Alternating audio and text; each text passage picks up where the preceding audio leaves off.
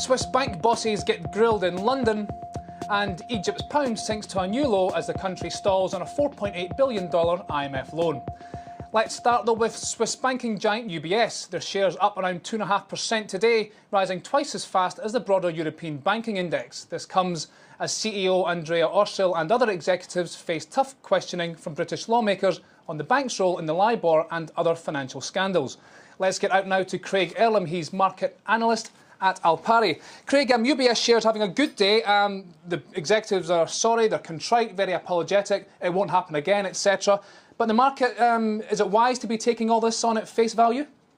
I mean, to be honest, if we look at UBS, there has been a lot of problems over the past year. But like you say, we've seen the executive to apologise and they say it's not going to happen again. We've seen a lot of restructuring in UBS over the last 6 months or so. And also we've seen a lot more focus now on the core banking activities, their asset management and the wealth management as well, and a move away from that risky investment banking. So I think altogether, I think this is all playing into the fact that we are seeing this share price pushing higher. And we're also seeing the share price, it's still much lower than it was pre-2008. So I think we are going to see that continue to move higher. And I do think it's no surprise now that we're starting to put this LIBOR rigging scandal behind us, as well as the other scandals as well. It's no surprise that we're starting to see the share price creeping higher. OK, that's UBS and, of course, banks in general doing pretty well. But can trust in the banks be won back so easily? And you, as an investor and as an advisor to investors, would you be saying banks are a buy on dips or a sell on rallies?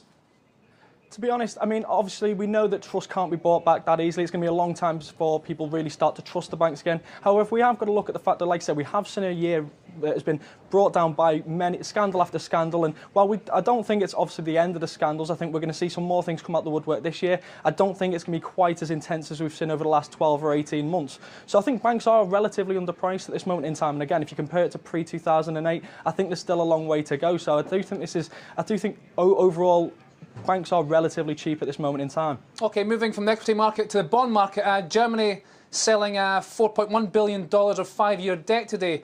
Do you see German debt as a safe haven or a bubble that's just waiting to burst?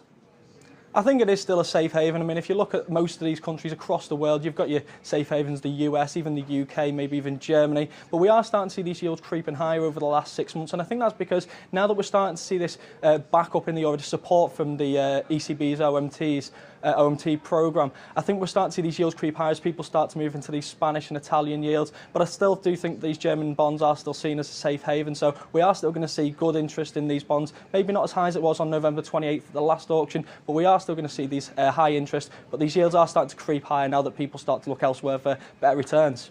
OK, Craig, thank you very much. That was Craig Erlam at Al Pari. Well, shares in British supermarket chain Sainsbury's down 3% today, despite reporting a record Christmas quarter.